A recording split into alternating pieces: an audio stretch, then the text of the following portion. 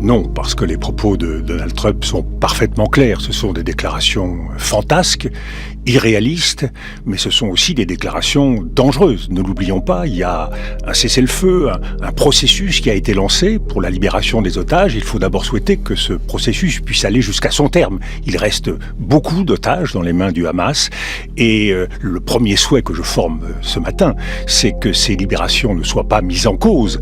Et nous savons qu'au terme de la deuxième phase, normalement, il doit y avoir un retrait permanent des troupes d'Israël. Mais quand vous dites une déclaration, c'est une provocation. Quand vous dites c'est fantasme, quand vous dites c'est irréaliste, c'est-à-dire ce relève... ne sont que des mots, ça n'est que de la transgression. Non, c'est une diplomatie du choc, c'est une diplomatie des décrets et des paraphores, mais qui vise justement à créer cette sidération, qui vise à semer le trouble. Il lance la foudre depuis la Maison-Blanche et puis il teste les rapports de force. Il voit comment chacun réagit. C'est une faute.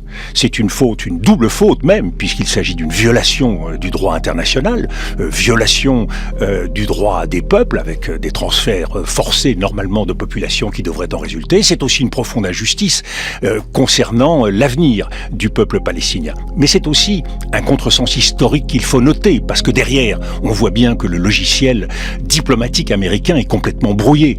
Contresens, puisqu'on ne tire pas les leçons de ce qui s'est passé en Afghanistan et en Irak, qui a conduit à l'émergence d'Al-Qaïda et également à l'émergence de l'État islamique. Contresens aussi culturel et civilisationnel. L'idée de créer une Riviera à Gaza ne prend pas du tout en compte la réalité de l'aspiration du peuple palestinien et du peuple arabe dans cette région de Gaza. Et puis surtout, c'est un contre-signal majeur.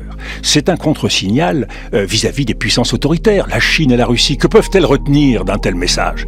Carte blanche, feu vert, allez-y, développez votre zone d'influence comme nous on souhaite le faire. C'est l'idée aussi d'une dimension transactionnelle, d'un affairisme tous azimuts. Contre-signal vis-à-vis des Européens. Car comment voulez-vous que l'Europe comprenne ce type de diplomatie? Que vaut la garantie de l'article 5 de la part d'un pays qui ne respecte ni le droit, ni la démocratie, ni l'état de droit? L'article 5 de l'OTAN. L'obligation de se défendre Contre-signal les uns les autres. vis-à-vis du Sud global. Et croyez-moi, le mouvement monte dans le Sud global vis-à-vis d'une Amérique qui a manifestement changé.